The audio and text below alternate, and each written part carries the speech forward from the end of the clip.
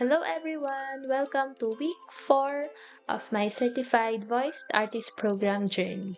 So for the morning, nagkaroon kami ng discussion on how to market ourselves.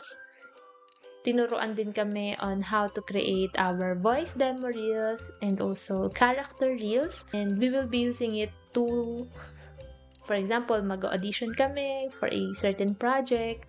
And this is very useful, especially for a beginner like me, so that I can build and create my portfolio and start my journey as a voice actor.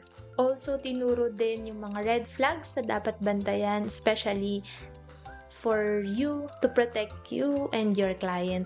So it will be very useful to spot on and to protect also my craft and my work.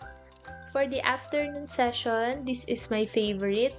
Last week, nag-submit kami ng output na gusto namin pakomentan or yung life trainer feedback.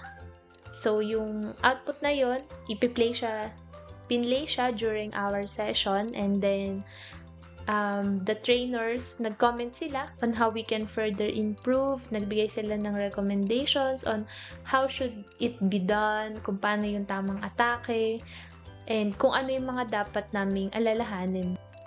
So actually, nag-enjoy ako kasi feeling ko, nung ginawa ko yung sinubmit kong output, may CCTV ako.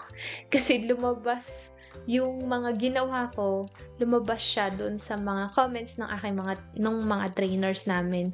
Medyo pigil yung pagsasalita ko. Dapat ulit-ulitin mo siya hangga't hindi mo nakukuha yung gusto mo talaga, na tingin mo napapasa yung boses mo. So I'm very happy, and I'll make sure na i-apply ko siya sa mga upcoming outputs pa na kailangan naming i-submit.